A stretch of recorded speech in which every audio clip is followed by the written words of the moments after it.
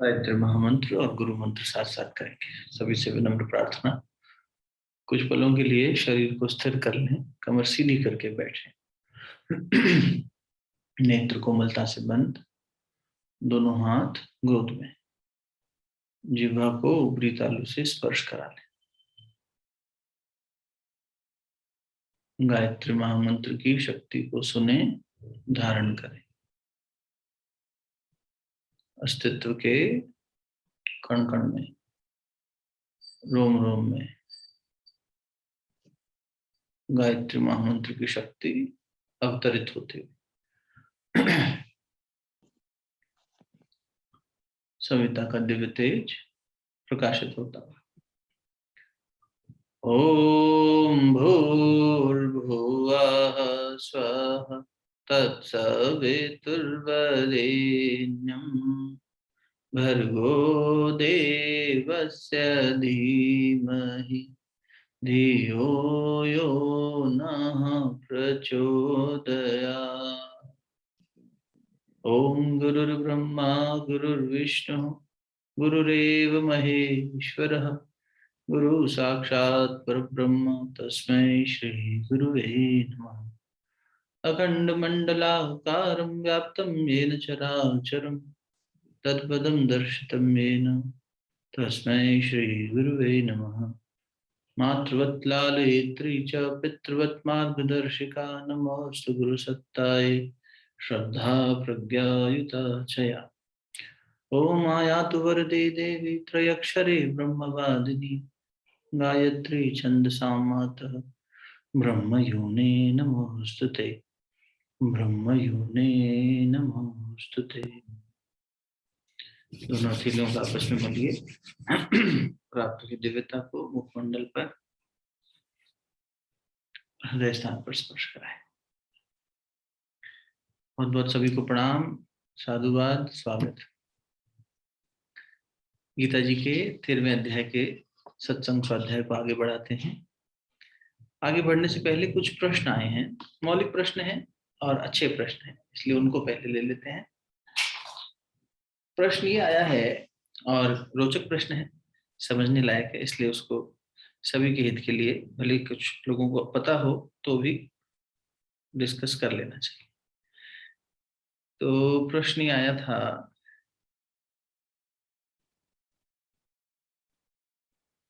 राम भैया, one question I always get while learning Gita ji is कि अगर हर जीव में वही परमात्मा का वास है, उसी परम तत्व को देखने के लिए कहा जा रहा है, तो भगवान अर्जुन को कौरवों में उसी तत्व को देखने के लिए क्यों नहीं कहते? अगर अर्जुन अपना पराया भेद को ही छोड़ देंगे और कौरवों को अपना ही भाई मानकर उसी को स्वीकार कर लेते तो युद्ध ही ना होता, क्योंकि कौरवों में भी तो वही परमात्मा तत्व होना चाहिए। पर ऐसा हुआ नहीं। भगवान कृष्ण ने अर्जुन को लड़ने के लिए प्रेरित किया। अगर युधिष्ठिर कौरवों के समान व्यवहार करते तो शायद अलग बात घटित होती। यहाँ भगवान ने क्षमा कर देने के लिए नहीं, धर्म प्रस्थापित करने के लिए लड़ने को कहा, और जब गीता सुनाई तो उसमें सभी जीवों में उन्हीं को देखने के लिए बताया। कभी कभी इस विरोधाभास से कंफ्यूजन हो जाता है। कल जो हम लोग बात कर रहे थे कि भगवान कह रहे हैं कि क्षमा का गुण होना चाहिए और सभी जीवों में परमात्मा को स्थित देखना चाहिए, उसी परमात्मा चेतना को। आज एक भजन करेंगे इसी बात को लेकर, है ना। तो अब देखो क्या है यहाँ पर जो कंफ्यूजन है, थोड़ा सा बात जो प्रश्न आया ना उसी में छुपी हुई है। सबसे पहली बात तो ये समझिए कि अर्जुन ने जब ये बात कही, अर्जुन ने क्या कहा कि मुझे इन लोगों से युद्ध में कैसे करूं, ये मेरे अपने स्वजन हैं, मैं इन्हें कैसे मारूं। तो अर्जुन ने ये जब बात उठाई है तो अर्जुन उस समय ये मोह में कह रहे हैं, समता की स्थिति में नहीं कह रहे। समता मतलब ये नहीं कि उनको उसमें परमात्मा तत्व दिख रहा है या क्षमा का भाव आ गया है, इसीलिए भगवान ने इसलिए इसको कार्पण्य दोष कहा। तुझमें ये कार्पण्य दोष कहाँ से आ गया अर्जुन, ये कायरता कहाँ से आ गई, ये तो क्षत्रियों के कायरों जैसी बातें कैसे कर रहा है। ये अगर अर्जुन की स्थिति जो अब हम पढ़ रहे हैं। देखो ये स्थिति तो अब आई ना, जब अर्जुन ने 12वें अध्याय में आके कहा कि मैं आपकी शरण में आता हूँ और पूरी तरीके से आप, तब वो बता रहा है। अर्जुन का प्रश्न देखो, अब 12वें अध्याय 13वें अध्याय में उपासना निराकार की करे कि साकार की करे, इस तरह के प्रश्न 12वें अध्याय में आए थे। उससे पहले तक तो अर्जुन उपासना की बात ही नहीं सोच रहा, वो तो युद्ध में अहंकार लेकर गया था, मैं भी देखूं मुझसे लड़ने कौन आया। और जब भगवान ने उसकी स्थिति देखी और उसे कहा, तो दूसरे अध्याय के 6ठे श्लोक में अर्जुन कहते हैं कि मैं जो है आपका शिष्य बनकर आपके शरण में आना चाहता हूँ, मुझे अपनी शरण में ले लो। तो शिष्यत्व भाव जब जागा, तब अर्जुन को ये ज्ञान मिला। क्योंकि इस प्रश्न के आगे एक जुड़ा हुआ प्रश्न और आया है साथ में, वो भी पढ़ देते हैं तो दोनों का एक साथ समागम हो जाएगा। भगवान ने अर्जुन को गीता से आत्मबोध करवाया, कौरवों को अगर करवा देते तो युद्ध ही नहीं होता, लेकिन कौरवों के पास तो गए थे। युद्ध भगवान को प्यारा था ऐसा थोड़ी है, युद्ध के अतिरिक्त कोई विकल्प अब बच ही नहीं रहा, तो युद्ध करना पड़ा, वरना तो भगवान स्वयं शांति दूत बनकर गए थे। पहले द्रुपद नरेश को भेजा गया था, द्रौपदी के पिता को, कि जाके कौरवों को समझाएं और उनके पिता धृतराष्ट्र से बात करें। तो धृतराष्ट्र ने, जब शांति दूत आया द्रुपद के यहाँ से, द्रुपद खुद भी मिल के गए, तो उसके बाद संजय को भेजा गया उत्तर लेके। बात सुन ली गई, तुरंत जवाब नहीं दिया। और उत्तर में धृतराष्ट्र थोड़े दोगले किस्म के थे, तो उन्होंने कहा कि भाई दुर्योधन तो किसी की बात मानता नहीं है, दुर्योधन मेरी भी नहीं सुनता है, गांधारी की भी नहीं सुनता है, और अगर दुर्योधन की बात नहीं समझ में आ रही तो युधिष्ठिर समझ लें, वो तो धर्मराज हैं, युधिष्ठिर तो समझदार है। जैसे एक घर में दो बच्चों के बीच में झगड़ा हो, एक कोई हठी हो, ज्यादा हट करता हो, और दूसरा थोड़ा समझदार हो, तो माता पिता कहते हैं कि बेटा ये समझदार तुम हो ना, तुम मान जाओ, इसको दे दो, छोड़ो। तो वैसा भाव व्यक्त करते हुए संजय को भेजा गया था कि भाई आप ये मैसेज कन्वे कर दो कि युद्ध होगा तो अनावश्यक इतनी सब परेशानी होगी सबके लिए, तो युधिष्ठिर ही विड्रॉ कर लें अपना ऑफर, क्यों ये बार बार ऑफर लेके आए जा रहे हैं हमारे पास के हमें 5 गांव दे दो। तो अब ये जब स्थिति आई, पहले तो इंद्रप्रस्थ लौटाने की बात थी, धोखे से हड़प लिया था दुर्योधन ने, तो हो ये रहा था कि भगवान ने देखा कि ये अब दुर्योधन तो अपनी क्रूरता से बाज आएगा नहीं, रोज कुछ ना कुछ करता रहेगा, कभी मरवाने की कोशिश, कभी चीर हरण, कभी जुए में, कभी किसी में, इस तरह से बार बार परेशान करेगा। और एक परिवार दूसरे परिवार को परेशान कर रहा है ऐसा नहीं था, अधर्म को हटा के धर्म की स्थापना करनी थी।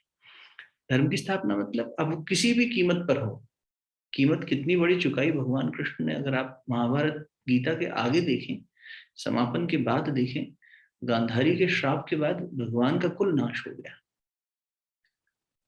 राम के रूप में आने में तो 14 साल का ही वनवास था, और उसमें भी बहुतों का कल्याण हो गया, लेकिन कृष्ण के रूप में आने पर तो ज्यादा सहा है परमात्मा ने। 125 साल की आयु रही भगवान कृष्ण की, दैहिक आयु।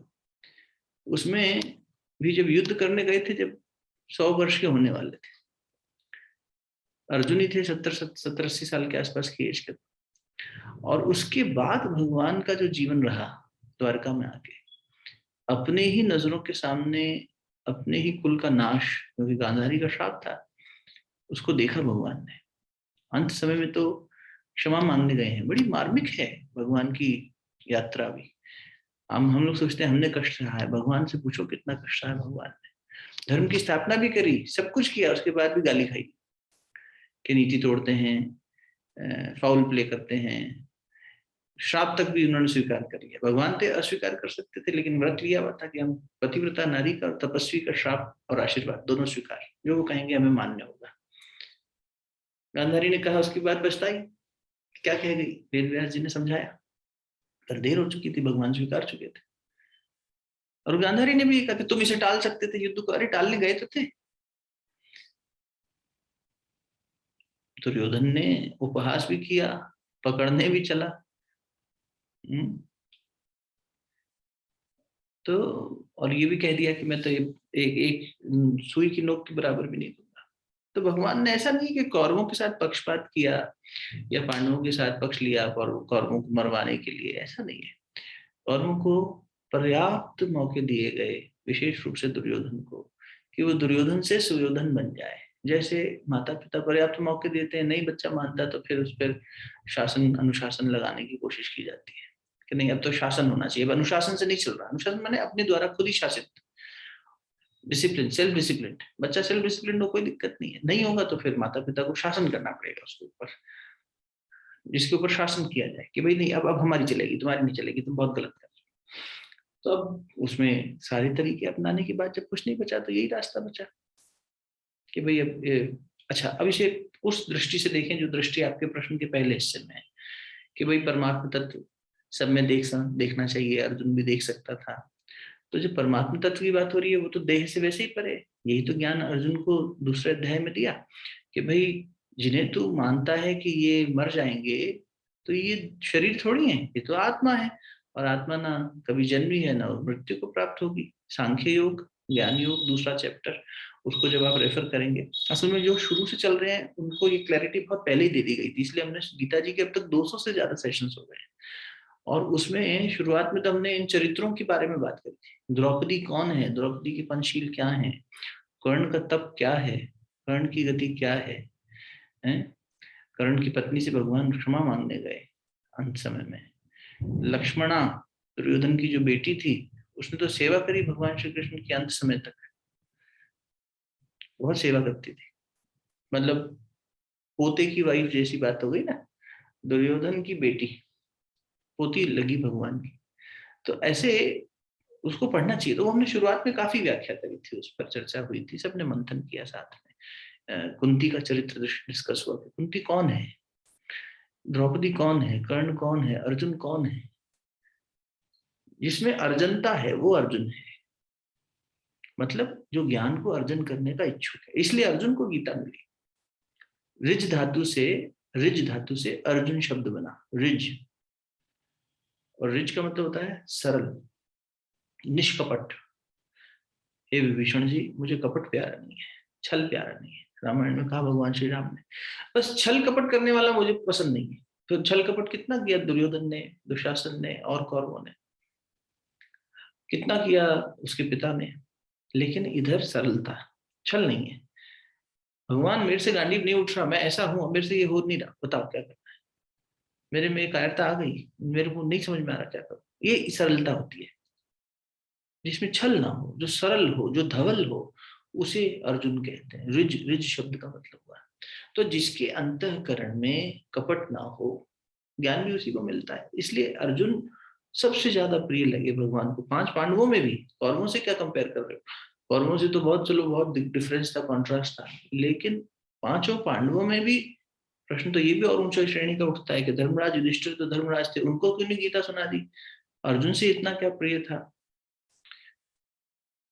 द्रौपदी को भी कृष्णा बुलाते थे, और अर्जुन को कृष्ण नाम भी मिला है। अर्जुन के कई नाम है, सव्यसाची, धनंजय, पार्थ, भगवान ने अलग अलग नामों से बुलाया है, गुड़ाकेश।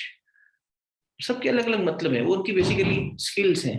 जैसे गुड़ाकेश वो हुआ जिसने अपने नींद पर विजय प्राप्त कर ली, विजय भी नाम था अर्जुन का, कभी हारता ना हो, जो इतना बड़ा शूरवीर था।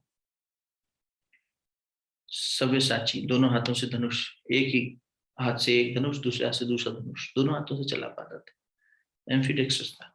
तो अब ये ऐसे अर्जुन में इतनी सरलता थी कि भगवान बचपन से उसके साथ चले रहे, और सारथी बनने को तैयार हुए तो अर्जुन के सारथी बने। गीता तो चलो फिर बाद में प्रकट हुई, उससे पहले ये बात हो गई थी कि वो तुम्हारे सारथी बनेंगे। धर्मराज युधिष्ठिर के सारथी बन जाते कि बड़े भैया हैं, नहीं। तो ये इसीलिए बात हो रही है, जो आपने प्रश्न किया कि अर्जुन से क्या खास बात थी।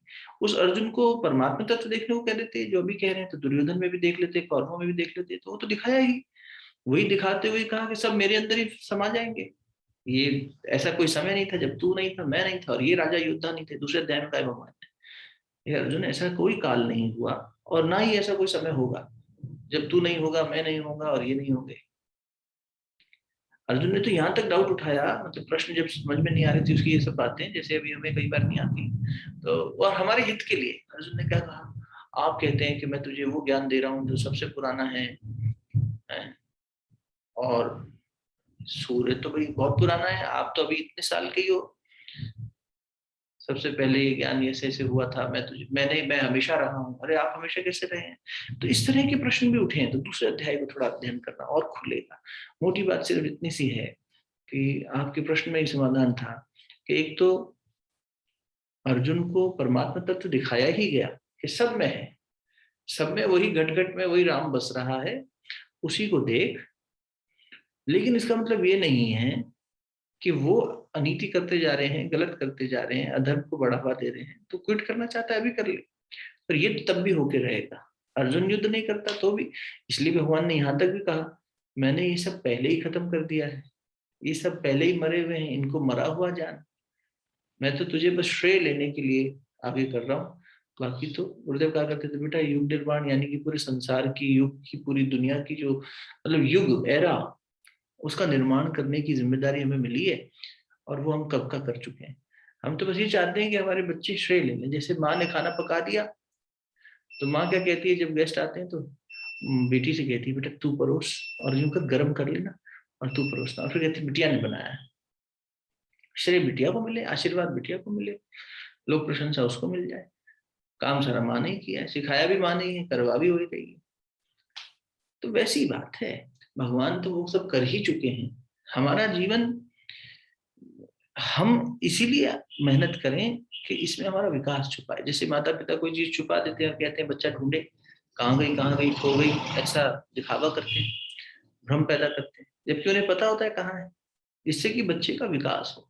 तो ऐसे ही साधक के विकास की दृष्टि से, चाहे वो युद्ध भूमि में खड़ा हो और चाहे अपनी पूजा की कोठरी में बैठा हो, वही वासनाएं, वही परेशानियां, वही विषाद, वही डिप्रेशन उसे वहां भी घेर लेता है,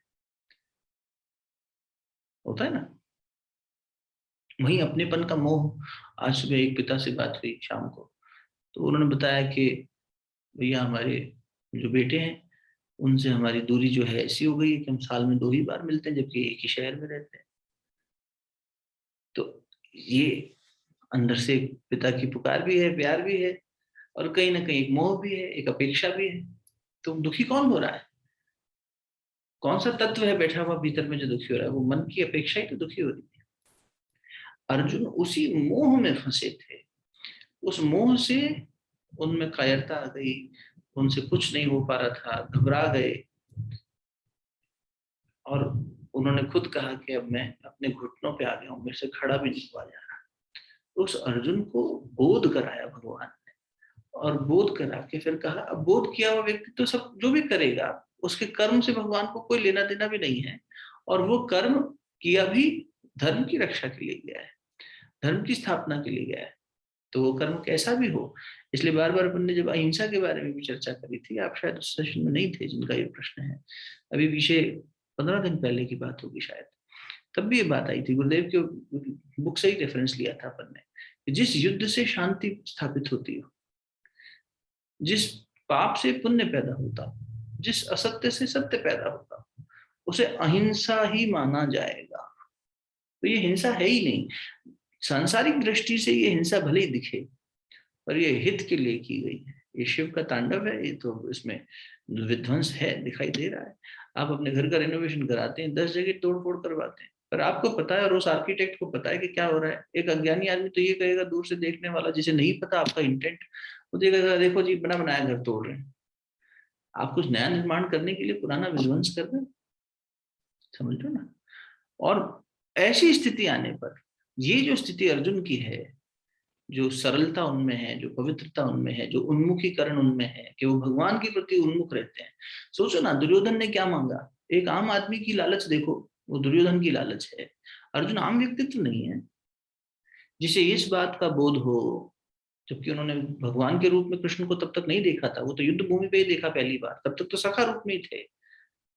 तब भी अर्जुन ने, जब ये बात आई कि नारायणी सेना और कृष्ण में से किसी एक को चुनना है, तो दुर्योधन ने कहा मुझे सेना चाहिए, अर्जुन ने कहा मुझे पहला मौका भी मिलता तो भी मैं सेना नहीं मांगता, मुझे तो आप चाहिए। जबकि वो भी तब जब भगवान ने कह दिया था कि मैं युद्ध भूमि में युद्ध नहीं उठाऊंगा। तो दुर्योधन को लगा मूर्ख है अर्जुन, सेना भी छोड़ दी, और ये जिनके जिनकी सेना है वो युद्ध नहीं करने वाले, तो इनको सारथी बना के क्या कर लेगा।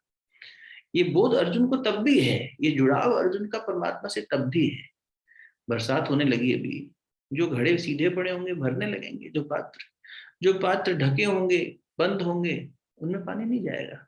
और जो औंधे मुंह पड़े होंगे उनको तो बिल्कुल ही नहीं समझ में आएगा। ये शांति दूत बन के भगवान आए हैं, ये दुर्योधन को कहाँ समझ में आ रहा है। भागवत जी में 5वें स्कंद के 6ठे अध्याय में भगवान ने कह दिया, इस स्थिति में जब साधक आ जाता है तो मैं हर रूप में, जिस रूप में वो चाहे उसका उसका हो जाता हूँ। नौकर बन के भी भगवान सेवा करता है फिर भक्त की, उसकी चाकरी भी कर लेता है, उसका प्रजापति भी बन जाता है, उसे उसका गुरु बन के भी मिल जाता है, पति बन के मिल जाता है, सखा बन के मिल जाता है। 7वें स्कंद में भी ये बात आई है। तो जगह जगह हमारे शास्त्र इस बात का उल्लेख करते हैं कि भगवान भक्त के लिए जिस रूप में वो चाहे बंध जाते हैं, जैसा वो चाहे नचा लेते हैं। लेकिन कब? जब भक्ति ऐसी हो तब। अर्जुन के अंदर वो सहजता, वो सरलता जो है, वो जब हमारे अंदर आ जाती है तब हमें गीता समझ में आने लगती है। भगवान ऐसे नहीं उतरता, भगवान पहले भावना में उतरता है, फिर विचारों में उतरता है। तो भगवान हमारी भावना में उतरे, इसीलिए सोचो हमें कितना एक शुद्धता की जरूरत होगी ना, एक कुछ तो उन्मुखीकरण हमारा होना चाहिए, भगवान का ओरिएंटेशन होना चाहिए। Arjun was so very deeply oriented towards Krishna. बाद में उन्हें स्वरूप भी दिखे अलग अलग, समझ में भी आए वो बातें, है ना। तो इसलिए ऐसा नहीं है कि कहीं भी पक्षपात हुआ है। और असल मेरी समझ से तो नहीं, मुझे नहीं लगता, जितना आप गीता जी को और नजदीक से देख रहे हैं तो समझ में आ रहा है कि यहाँ तो बिल्कुल ही ये जो आपका भ्रम है ना, या आपके मन में भी प्रश्न आया, ये प्रश्न तो बड़े बड़े विचारकों के मन में भी आया, और इसी को रेफरेंस देते हुए ये बातें पहले भी हो चुकी हैं सत्संग में, कि जहाँ लोगों ने जब गीता जी को पढ़ना शुरू किया, specially the western readers, they could not digest the fact that this main hero of the whole plot, Arjun, wants to quit on a good note, saying कि भैया मैं जाके शांति से बैठ जाऊंगा। और अर्जुन ने ऐसी सी बातें करी हैं, दूसरे अध्याय को आप पढ़िएगा, फर्स्ट चैप्टर के 21वें श्लोक के आगे, और फिर सेकंड चैप्टर, बहुत लंबा चैप्टर है सेकंड। तो उसमें अर्जुन कह रहे हैं कि अरे आपको तो समझ है भगवान, आप तो पुण्य क्या है पाप क्या है जानते हो, मैं भी जानता हूँ। दुर्योधन अगर पाप के साथ खड़ा भी है तो क्या हो गया, छोड़ देते हैं, हम और आप तो चले, इन लोग लड़ने दो, अगर इनको लड़ना है तो आप तो खुद भगवान हो, मैं भी, चलो चलते हैं यहाँ से, कहीं बैठ के माला कर लेंगे, शांति से ध्यान करेंगे। इन सबको मार के अगर मुझे राज मिल भी गया और मैं जीत भी गया तो ऐसा राजपाट किस काम का। तो बिल्कुल सही बात लग रही है उसकी जो आप कह रहे हैं, अर्जुन भी कह रहा है। अच्छा मौसम बन गया है। यही पढ़ रहे हैं अपन, यही पढ़ रहे हैं अपन इस अध्याय में। देखो आकाश में बादल भी गरज रहे हैं, सितारे भी चमक रहे हैं, सूरज भी उदय हो रहा है, चंद्रमा भी है, काले बादल भी आ गए, धुआं भी उड़ रहा है, पंछी भी उड़ रहे हैं, लेकिन आकाश इन सब से निर्लिप्त है। सब कुछ आकाश में घटित होता दिख रहा है ना, लेकिन आकाश फिर भी इन सबसे परे है। ऐसे ही वो शुद्ध बुद्ध परमात्मा तत्व सब में है, पर सबसे परे है। हे अर्जुन, मैं तुझे वही दिखा रहा हूं, और इनको देख। अब अगर ये तू नहीं मारेगा तो भी मरेंगे, युद्ध भूमि में नहीं मरेंगे तो वैसे बुढ़ापे से मर जाएंगे, रोग से मर जाएंगे। शरीर मर रहा है, ये थोड़ी मरेंगे, तू थोड़ी मरेगा, मैं थोड़ी मरूंगा, ये देह चली जाएगी, पंच महाभूत चले जाएंगे। और चिंतन करना, देखना कि किस तरह से अगर कहीं समाधान प्राप्त हो रहा है कि नहीं, जिनका प्रश्न है। वरना और भी कोई प्रश्न तो बीच में आ जाए, कोई दिक्कत नहीं, लेकिन इस तरह से सोचिए, कहीं परमात्मा ने पक्षपात नहीं किया है। ऐसा लगता है, होता नजर आता है कि अर्जुन सही है, भगवान ने उसको वही कहा है, अर्जुन तू ज्ञानियों जैसी बात कर रहा है, ज्ञानियों जैसी बात कर रहा है, पर ज्ञान तुझे नहीं है। हम और आप क्या कर रहे हैं, ज्ञानियों जैसी बातें कर रहे हैं, ज्ञान थोड़ी हुआ है। ज्ञान हो जाता तब तो मौन में ही संवाद हो जाता। रमन महर्षि कुछ बोलते नहीं थे, फिर भी सब कन्वे कर देते थे, है ना। तो इसीलिए वहां तो शब्दों का भी आधार नहीं लेना पड़ता, उसकी बैसाखी भी जरूरत नहीं पड़ती फिर। तो वो ज्ञान जब हो जाए, वो ज्ञान अर्जुन को होने को है। वही अर्जुन दूसरे अध्याय में कह रहे हैं कि मैं आपका शिष्य बन के आपको समर्पित करता हूं सब कुछ, मेरा कार्पण्य दोष दूर करिए। शासितुम योग्य सा शिष्य, जो शासन करने योग्य है वो शिष्य है। कितनी बढ़िया परिभाषा है। शासितुम योग्य सा शिष्य। शिष्य कौन है? जो शासन करने योग्य है। हम नहीं जो तिलक लगा ले, कंठी पहन लें, माला घुमा लें, गुरु जी के शिष्य हैं जी, हम भगवान के शिष्य हैं, भक्त नहीं। जो शासन करने योग्य हो, मतलब जिस पर गुरु शासन करे। विवेकानंद का जीवन फिर विवेकानंद का थोड़ी रहा। वो प्राण, वो शरीर, वो विचार, वो भावनाएं, वो सब उसके गुरु की थी। फिर दुर्योधन पर शासन करते, अगर दुर्योधन अलाउ करता। शासन करना समझ गए ना, परमात्मा का शासन। अब परमात्मा ही सब करवा रहा है, गुरु ही सब करवा रहा है। जाहि विधि राखे राम ताहि विधि रहिए वाले मोड में व्यक्ति जी रहा है। वो स्थिति जब आ जाए तब समझो शिष्यत्व आया। नहीं हमारी अपनी मर्जी चलेगी, हम जैसा कहेंगे गुरु जी वैसा कर दें, हम अपनी सिफारिशें लगाते रहे गुरु जी से, हम ये अनुष्ठान कर देंगे, हम वो जब कर देंगे एक्स्ट्रा, तो हमारा ये फायदा करा देना। इसको शिष्य, वैसे शिष्य पर तो वो शिष्य की डेफिनेशन में नहीं फिट हो रहा। गुरु कह रहा है कि जो मुझे अपने ऊपर अधिकार पूर्वक शासन करने दे वही मेरा शिष्य है। जा शेरनी का दूध लेकर आ, ठीक महाराज अभी लेकर आते। जा 400 से 1000 गाय करके ला, ठीक महाराज अभी करके लाते। जा वहां देखना बाढ़ में पानी में खेत नहीं खराब हो जाए, आरुणी जाके लेट गया, ठीक है, एज यू से। मालिक तू ही तू रहे, तेरी रजा रहे, न मैं रहूं न मेरी आरजू रहे, वाली बात है। अपनी कोई आरजू ही नहीं, अपनी कोई इच्छा ही नहीं, वो शिष्य है जो पूरी तरह से खुद को समर्पित कर, जिसके ऊपर अब सिर्फ परमात्मा का ही आधिपत्य हो, उसी का शासन है ना। करना चिंतन। चलो एक बार गीता जी के, कल हमने कौन सा श्लोक उठाया था अंत में? 29वां था ना। 28 दोबारा पढ़ लेते हैं नीलम, 28 दोबारा पढ़ लो, फिर 29वां पढ़ेंगे। पहले 28वां दोबारा ले लो, थोड़ा सा लिंक जुड़ जाएगा, है जी जी। समं पश्यन् हि सर्वत्र समवस्थितम् ईश्वरं न हीनस्ति आत्मना आत्मानं ततो याति पराम गतिम। भैया अर्थ भी पढ़ूं क्या? हाँ जी हाँ जी हाँ जी, हमेशा दोनों साथ में। जी, क्योंकि जो पुरुष सब में समभाव से स्थित परमेश्वर को समान देखता हुआ अपने द्वारा अपने को नष्ट नहीं करता, इससे वह परम गति को प्राप्त होता है। जो, हाँ बोलो। प्रकृत्यैव च कर्माणि अच्छा अगला पढ़ रही है। क्रियमाणानि। हाँ जी, नहीं नहीं एक हाँ ही जी, ले अभी, अभी 28 ही ले, 29 में मत जी जा। भैया उतना ही था उसका अर्थ। हाँ हाँ ठीक है, क्योंकि सब जगह समरूप से स्थित ईश्वर को समरूप देखने वाला मनुष्य, जो सब जगह परमात्मा को समान रूप से देखता है, और जो स्वयं से दूर जाता नहीं, या अपनी अंतरात्मा को दबाता नहीं, उसका तिरस्कार नहीं करता, उसके प्रति हिंसा नहीं करता, वो परम गति को प्राप्त हो जाता है। ये बात कल हो रही थी। जो ये कहता है कि वासुदेव सर्वम, सब जगह परमात्मा ही है, वासुदेव ही है, भगवान है। देखो बुद्धि कितना भ्रम पैदा करती है, हम कितना सम्मोहित हैं, इस बात का प्रमाण ले लो लॉजिकल से, कि दर्पण में मुख नहीं है, फिर भी हम उसको सब, वही कहाँ है दर्पण में मुख? दर्पण तो दर्पण है, वो तो हमारा प्रतिबिंब है, उसमें रिफ्लेक्शन है, मुख थोड़ा ही है उसमें, लेकिन प्रतीत हो रहा है। संसार नहीं है फिर भी प्रतीत हो रहा है, इल्यूजन में तो जी रहे हैं। ऐसी कई मूवी बनी हुई है, फिक्शन बेस्ड मूवीज। एक हमने देखी थी बहुत पहले कॉलेज के दिनों में, इंसेप्शन नाम से एक मूवी आई थी। सपने में सपना, सपने में सपना, ऐसे लूप, समझ ही नहीं आई हमें तो, कोई माया ही है क्या समझ में आ रही है। एक मैट्रिक्स करके आई थी। इस तरह की मूवीज जो है ना, ये डॉक्यूमेंट्रीज हैं, they are not movies, they actually help you. एक इंटरस्टेलर आई थी अभी पीछे, फोर्थ डायमेंशन की बात कर रही है, फिफ्थ डायमेंशन की बात कर रही है। तो अच्छा सोच रहे हैं कुछ लोग, कर रहे हैं कुछ एक तरीके के प्रोजेक्ट्स हैं ये।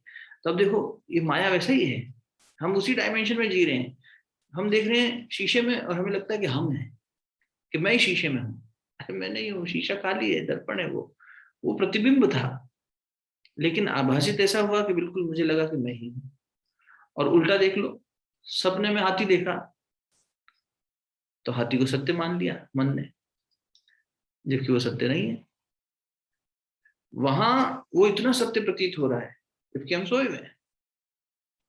यहाँ भी इल्यूजन जब जगे हुए हैं तब भी, जिसको देख रहे हैं वो खुद ही है, लेकिन हमें लगता है कि प्रतिबिंब है। हम कहते हैं यार मैं हूं दर्पण, कैसे मैं हो गया उसमें, मैं आरोपित थोड़ी हुआ उसमें। वैसी बात है। तो यहाँ भगवान वही कह रहे हैं, जो अपने समान अपनी अंतरात्मा को पहले तो सही तरीके से पहचाने और फिर सम रूप में सभी जगह उसको देखे। और अब अगला श्लोक ले लेते हैं, भजन लास्ट में करेंगे, कबीरदास जी का भजन करेंगे आज। 29वां लो, प्रकृति प्रकृत कर्माणि। जी, प्रकृत्येव च कर्माणि क्रियमाणानि सर्वशः यः पश्यति तथात्मानम् अकर्तारं स पश्यति। जो पुरुष संपूर्ण कर्मों को सब प्रकार से प्रकृति के द्वारा ही किए जाते हुए देखता है और आत्मा को अकर्ता देखता है, वही यथार्थ देखता है। हम्म, देखो प्रकृति भी कार्यरत है ना, प्रकृति तो सब कार्य कर रही है। जो आत्मा है उसमें तो कोई क्रिया नहीं हो रही, वो तो शुद्ध बुद्ध चैतन्य है। आकाश में कोई क्रिया थोड़ी हो रही है। हम कहते हैं कि आकाश में बादल आ गए, आकाश में सूरज आ गया, आकाश में चंद्रमा आ गए, आकाश में तारे आ गए, आकाश में धुआं आ गया, आकाश में बिजली आ गई, गड़गड़ाहट हो गई। नहीं, आकाश तो इन सबसे परे है। हम कहते हैं कि 70 mm की स्क्रीन के ऊपर सब कुछ हो गया, पर वो तो उससे परे है। कहीं का भी एग्जाम्पल ले लो, प्रोजेक्शन तो प्रकृति कर रही है हर चीज का, वो प्रोजेक्टर की तरह है। तो जितनी भी क्रिया, जितनी भी हलचल हो रही है, वो तो उस रील जो घूम रही है और उसका जो प्रोजेक्शन हो रहा है वही हो रहा है एक्शन। बाकी तो सिर्फ एक धरातल है, उसके ऊपर सब घटित हो रहा है। पर्दे के ऊपर सब घटित होता लग रहा है, पर पर्दे पे कुछ हुआ नहीं है, प्रोजेक्शन था बस, इल्यूजनरी प्रोजेक्शन था। स्टिल इमेजेस थी, इतनी तेजी से रोल करी फ्रेम्स, तो हमें लगा मूविंग मूविंग है, इसलिए मूवी कह दिया उसको। ये हमारा इल्यूजन ही तो था, ऑप्टिकल इल्यूजन। वैसे एक इल्यूजन यहाँ पे क्रिएटेड है क्या, कि जो प्रकृति है ये क्रियाशील है, जो परम चैतन्य सत्ता है जिसे पुरुष कह रहे हैं वो क्रियाशील नहीं है। लेकिन कल हमने जाना कि हुआ क्या, वो अपनी स्मृति खोने की वजह से अपने वास्तविक स्वरूप को भूल बैठा और प्रकृति के साथ उसका तादात्म्य उस लोहे की रॉड और आग वाली जो एग्जांपल से कल बात करते वैसा हो गया कि हमें लोहा ही आग लगने लगा और आग ही लोहे की आकृति ले ली, ऐसा लगा। जबकि दोनों अलग अलग थे, लेकिन उनका तादात्म्य, उनका सुपर इम्पोजिशन इतना स्ट्रांग हो गया कि ये पुरुष, ये जो प्योर चेतना थी, ये स्वयं को जीव मान बैठी, प्रकृति के साथ लिप्त हो बैठी। ये बात समझ में आ गई थी कल। तो अब ये हलचल कहाँ हो रही है, सारी प्रकृति में।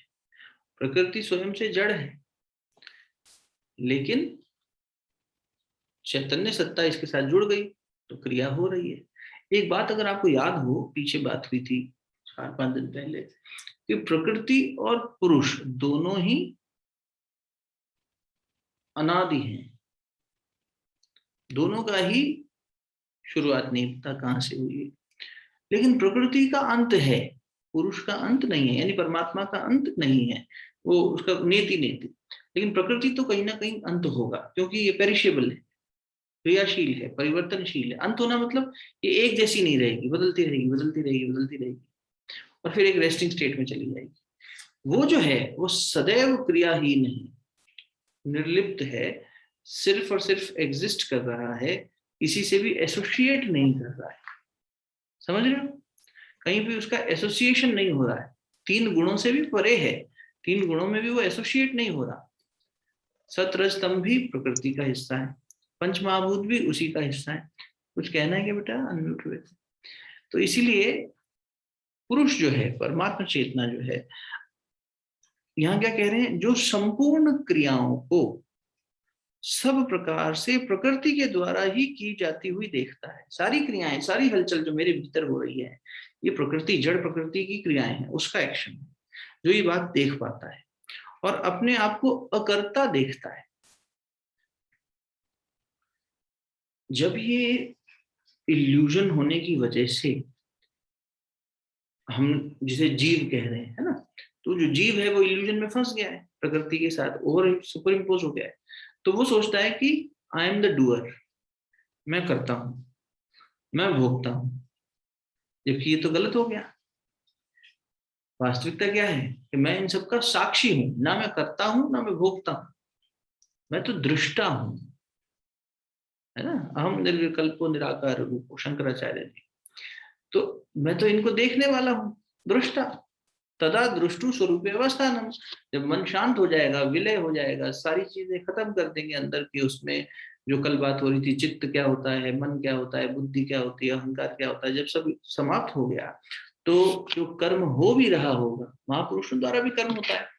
महापुरुष भोजन करते हैं, गुरु जी के पास कोई आके रहने लगा, उसने कहा कि मैं आपके गुरु को देखना चाहता हूँ नजदीक से, उनके साथ उनकी दिनचर्या कैसी है, कुछ दिन उनके पास मथुरा जाके रहने का मन है, ठीक, आ जाओ जी, रहो आप। थोड़े दिन बाद उसकी जो है, वो तो अलग ही कल्पना लेके आया होगा शायद, लेकिन जब वो आया तो कह रहा, अरे आपके गुरु जी तो टट्टी भी करते हैं, खाना भी खाते हैं, स्नान भी करते हैं, बाल भी बनाते हैं, शेव भी बनाते हैं। अरे भाई, इसलिए कहा जाता है, अपने यहाँ बड़ा सोच के कहा गया है कि हमारी बुद्धि इतनी छोटी है कि हमें महापुरुषों के स्थूल शरीर के ज्यादा पास नहीं रहना चाहिए, क्योंकि दोष देखने की हमारी आदत है ना, तो हम उनके शरीर को देख के दोष देखेंगे, वो देखो खाना खा रहे हैं, वो देखो अभी तक सोए हुए हैं, वो देखो यानी क्या लीला कर रहे हैं, वो हमें समझ ही नहीं आएगा, और हमारा और उसमें श्रद्धा बढ़ने की बजाय घट जाएगी। इसलिए महापुरुषों के स्थूल शरीर के पास भी ज्यादा नहीं रहना चाहिए, सूक्ष्म और कारण से ही स्पर्श करना चाहिए ज्यादा से ज्यादा। ये बात हमें तब समझाई बाबा ने जब हमने इस बात का दुख और खेद प्रकट किया कि अरे हम तो इस जीवन में गुरुदेव के स्थूल रूप का दर्शन नहीं कर पाए। 90 में उन्होंने शरीर छोड़ दिया था, काश बचपन में ही सौभाग्य मिल गया होता उनको देखने का। तब उन्होंने कहा, बेटा ये हमारे शास्त्र भी कहते हैं। और बाद में जब धीरे धीरे थोड़ा सा आगे बढ़े तो समझ में भी आने लगा, ठीक बात है, हमारी दोष दर्शन की आदत है, इसलिए घर में साधु भी होगा ना तो हमें उसे जो है मूर्ख मान लेंगे, है ना। यही होता है ना, घर का जोगी जोगना आन गांव का सिद्ध। घर में जोगी बैठा हो तो उसे कोई नहीं पूछता, अरे हम जानते हैं वो कुछ भी कितने भी पहुंचे हुए हो तो उसे कैजुअली लेते हैं। बाद में पता लगता है कि अरे नहीं, आसपास के लोग थोड़ी लीला समझ पाते हैं कि कौन था। ठाकुर रामकृष्ण परमहंस के सगे भांजे उनकी देख रेख करते थे, सब कुछ करते थे, हृदय नाम था, लेकिन नहीं समझ पाए, अंत तक नहीं समझ पाए कि ठाकुर क्या थे। और उनके माध्यम से कितना काम दुनिया भर में हो गया, अध्यात्म को कितनी बड़ी संबल दे गए वो। लेकिन उनका खुद का भांजा उनको देख रेख करता था, समाधि में हो जाते थे तो उनके शरीर को थामे रहता था, हृदय नहीं समझ पा रहा है कि ठाकुर कौन है। या यूं कह लें कि वो उन्होंने आवरण डाला हुआ है, उनकी इच्छा है तभी दिखाएंगे, नहीं तो नहीं समझाएंगे, सत्पात्र कोई मिलेगा। तो वो बात है कि जो ये देख पाता है, ये तो बड़ी ऊंची अवस्था हो गई, ये देख पाना। कबीरदास जी कहते हैं कि 4 प्रकार के राम हैं। एक राम दशरथ का बेटा, एक तो जो एंट्री लेवल का राम है, दशरथ का बेटा, और दूजा हर घट घट में बैठा, जो सब में है, सब में स्थापित है, वही जो बात यहाँ आ रही है। और तीजे राम का सकल प्रसार, तीसरा राम जो है वो सब जगह फैला हुआ है, और चौथा राम बोले वो सबसे न्यारा, उसकी तो व्याख्या ही नहीं की जा सकती। श्रेणी बताई देखो, कितना समझ गूढ़ रहस्य बता रहे हैं कबीरदास जी। दास कबीर कह रहे हैं कि एक राम दशरथ का बेटा, ये साकार रूप लेके जब परमात्मा चेतना आ गई वहां तक पहुंचे हुए लोग। लेकिन क्या हुआ, अब राम, कृष्ण, शिव, अल्लाह और ऐसे अनेक, ईसा मसीह, ऐसे खूब हमने फिर लकीरें खींच दी। तो हम स्थूल वाले राम, हाँ भाई दशरथ नंदन राम, कौशल्या नंदन राम, एक राम तो ये है, यहीं तक सीमित रह गए। इससे आगे बढ़े तो बोले हर एक में दिखाई देने लगेगा वो राम। दूजा राम घट घट में बैठा, एक राम दशरथ का बेटा, दूजा राम घट घट में बैठा, तीजे राम का सकल पसारा, चौथा राम तो सबसे न्यारा। सकल पसारा, सब जगह, सभी प्राणियों में, कण कण में जो दिखाई देने लगे थे, सब जगह, पंच महाभूतों में उसका पसारा। तो एक और लेयर आ गई चेतना की। और फिर ब्रह्म चैतन्य, बोले उसकी तो व्याख्या ही क्या करें, समझ ही नहीं आएगा, वो तो गूंगे का गुड़ है, तो अनुभूति का विषय है, ठीक है ना। तो वही भजन लेते हैं थोड़ा सा, कबीरदास जी ने बड़ा सुंदर गाया है। इनको सुनिएगा कभी आप, प्रहलाद टिपनिया जी को। प्रहलाद टिपनिया जी जो हैं वो अच्छा काम कर गए। उन्होंने कबीरदास जी के भजनों को, पदों को बहुत अच्छे से गाया है। तो उन्हीं का गाया हुआ एक गीत है, भजन है, जो कि यहाँ भगवान जो हमसे कह रहे हैं अर्जुन के माध्यम से, उसी का बहुत बहुत बहुत गहरा भजन है। कोशिश करेंगे न्याय कर पाए। सकल हंस में राम विराजे, हंस मैंने आत्मा, सभी आत्माओं में वही परमात्मा बैठा है। अरे सकल हंस में राम विराजे, अरे राम बिना कोई धाम नहीं, राम बिना कोई धाम नहीं, सकल हंस में राम विराजे, राम बिना कोई धाम नहीं, राम बिना कोई धाम नहीं, सब घट घट में जोत का वासा, राम का सुमिरा ने दूजा नहीं, सब ब्रह्मंड में जोत का वासा, राम का सुमिरा न दूजा नहीं, सकल हंस में राम विराजे। सब घट घट में, सारे ब्रह्मंड में, कबीरदास जी क्या कह रहे हैं, सब ब्रह्मंड में ज्योत का वासा, उसी की ज्योत, उसी की प्रकाश, उसी की रूहानियत सब जगह है। राम का सुमिरो ने दूजा नहीं, राम को ही सुमिरो, और कोई दूसरा है नहीं। राम उन्होंने अपने, देखो राम शब्द को उन्होंने यहां तक नहीं सीमित रखा, दशरथ नंदन राम तक, उसको कह रहे जो घट घट में है, एक श्रेणी ऊपर तो चले, या जिसका सकल पसारा है उस राम तक चले। सकल हंस में राम विराजे, तीन गुणों पर तेज हमारा, अरे पांच तत्व पर ज्योत जले, पांच तत्व पर ज्योत जले, जिनका उजाला 14 लोक में, सूरत डोर आकाश चढ़े, जिनका उजाला 14 लोक में, सूरत डोर आकाश चढ़े, सकल हंस में राम विराजे। क्या कह रहे हैं, फिर समझो, तीन गुणों पर तेज हमारा, सत्वगुण, तमोगुण, रजोगुण, इन सब से ऊपर है, अलग है, इन सबको भी तेजस्विता प्रदान करने वाला, प्रकाश प्रदान करने वाला वो राम तत्व, वो परमात्मा तत्व, जो पंच महाभूतों से, पंच तत्वों पर जो ज्योत जल रही है, यानी इन सब को प्रकाशित करने वाला। ये शब्द बार बार आ रहा है ना, वेदांत का शब्द है कि आत्मा मन को प्रकाशित कर रही है, मन इंद्रियों को प्रकाशित कर रहा है। ये प्रकाशित करने का मतलब यही हुआ कि इसकी पीछे वो सत्ता काम कर रही है, उस सत्ता से जुड़ो। और जिनका उजाला 14 लोक में, सभी लोकों में जिनका उजाला है, भूलोक से, और फिर भू भुवः स्वः महः जनः तपः सत्यम, इस तरह से 7 लोकों की बात आती है। तो वो कह रहे हैं कि 7 लोक जाना, 7 लोक आना, 14 लोकों में जिसका पसारा है, जिसका सब जगह उजाला है, उसकी बात मैं कर रहा हूं कि उससे मन को जोड़ो, सूरत डोर आकाश चढ़े, उससे अपनी डोर जोड़ के और उस आकाश तत्व में एक हो जाओ, उसके साथ जुड़ जाओ। नाभि कमल से परख लेना, नाभि कमल से परख लेना, हृदय कमल बिच फिरे मणि, हृदय कमल बिच फिरे मणि।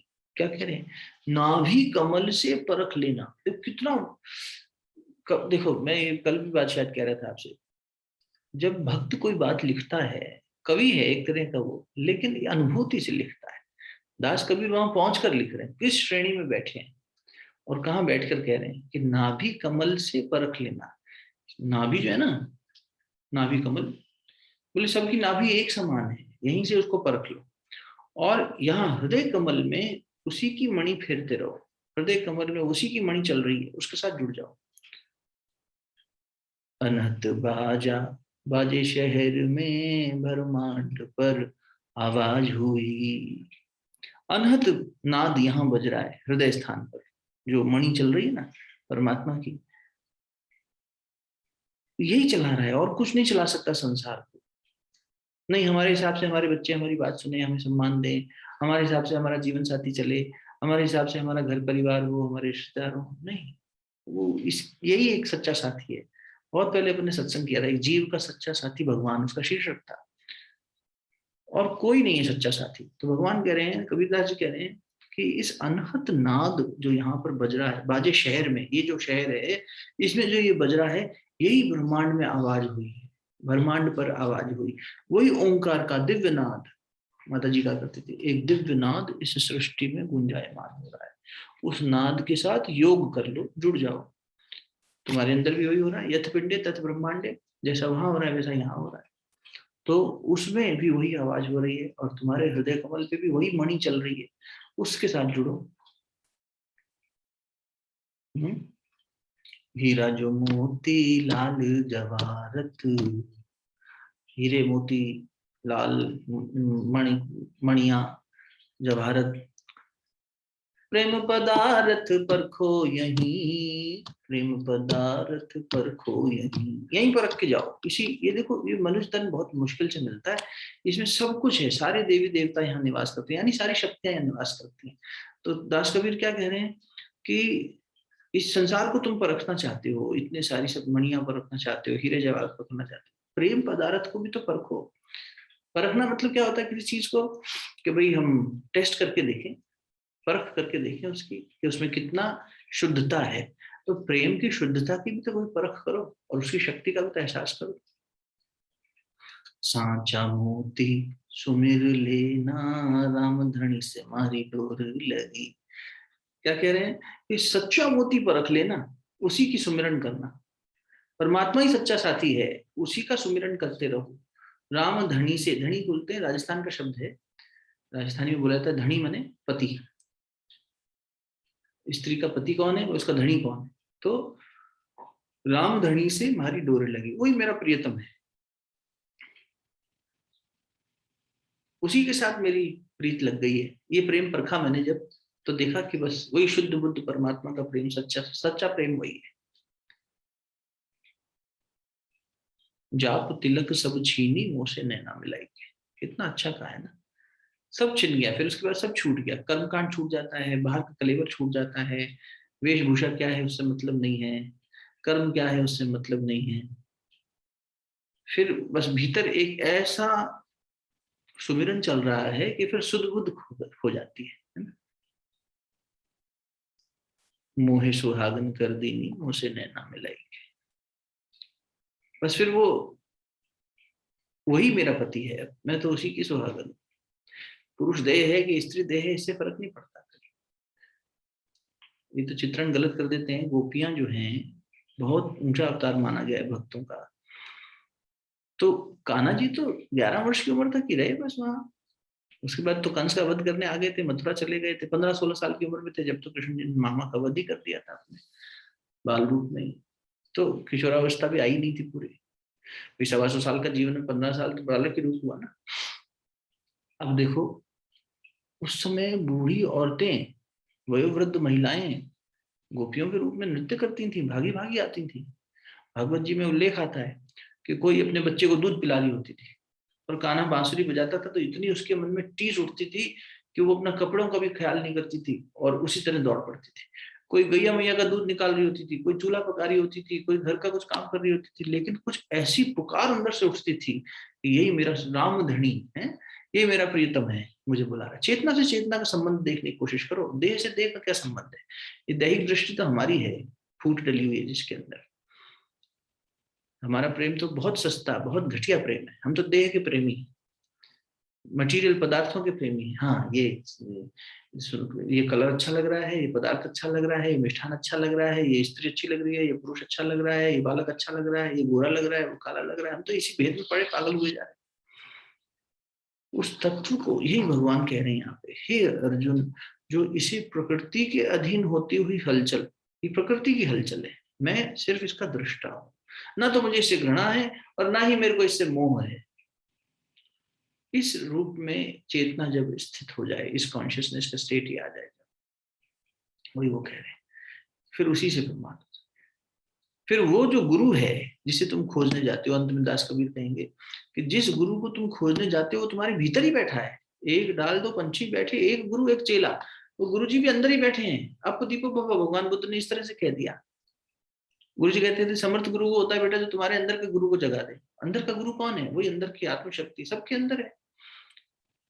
और वो सबको एक ही बात बता रही है, वो सबकी एक समान है। ये बात पीछे कह चुके हैं भगवान, आप लोग को याद दिलाने के लिए फिर बता दें कि भगवान कह रहे हैं कि समम सर्वेषु भूतेषु तिष्ठन्तम परेश्वरम, जो नष्ट होते हुए संपूर्ण प्राणियों में परमेश्वर को नाश रहित रूप से देखता है, सभी में देखता है, वास्तव में वही देख रहा है। और ये रहा, उससे पहले देखो, उससे एक और पहले 26वें में, हे भरतवंशियों में श्रेष्ठ अर्जुन, स्थावर और जंगम जितने भी प्राणी पैदा होते हैं उनको तुम क्षेत्र और क्षेत्रज्ञ के संयोग से उत्पन्न हुआ समझो। जिस तरह तुम्हारा उत्पत्ति हुई है वैसे उनकी भी हुई है, उनके अंदर भी वही जड़ और वही चेतन का समावेश है, वही भीतर बैठा हुआ चैतन्य सत्ता मैं ही हूँ, मैं सब में हूँ, सबको देख, उसको देख। अर्जुन ने फिर जब युद्ध किया तो सबने कृष्ण को ही देखा, कल बर्बरी के उदाहरण से भी आपको बता रहे थे। तो इसलिए फिर कौरवों को नहीं मार रहा था, वो तो शरीर थे, बस मुक्ति दे रहा था एक तरह से सबको, माध्यम बन गया भगवान का। तो ये गूढ़ विषय है, थोड़ा सा इनको ठहर कर पचाना चाहिए, समझना चाहिए, बार बार चिंतन करना चाहिए, तो खुलने लगते हैं। इसलिए कहा जाता है कि किसी भी चीज को बार बार पढ़ा जाए, एक पुस्तक को एक बार में नहीं पकड़ में आती। सांसारिक किताबें पढ़ते हैं वो नहीं समझ में आती, ये कहाँ से एक बार में आ जाएगी। हम लोग चालीसाएं गाते हैं तो उसमें आता है ना, जो 100 बार पाठी करी कोई छूट ही बंदी महासुख हुई। 100 बार मतलब 100 बार, तो अब 100 बार पढ़ लेने से हनुमान चालीसा उतर जाएगी ऐसा नहीं, स्वाध्याय उसका 100 बार हो। 100 बार किसी पुस्तक को अगर आप पढ़ लें तो फिर वो ज्ञान करा देती है, फिर प्रकट में ले आती है। कोई भी अगर सशक्त माध्यम से आई हुई ऐसी पुस्तक है और अगर आपने उसे 100 बार पढ़ लिया, तो 100 बार पढ़ने का मतलब ये नहीं कि उसे बस याद कर लिया, पढ़ लिया, बार बार हर बार जब उस पर जाएंगे कुछ नया निकलेगा। मंत्रों के अंदर ये शक्ति है कि वो साधक जब आप कोई मंत्र को जपते हैं, आपकी स्थिति के हिसाब से मंत्र खुद को खोलता है, वो आपके साथ संवाद करता है।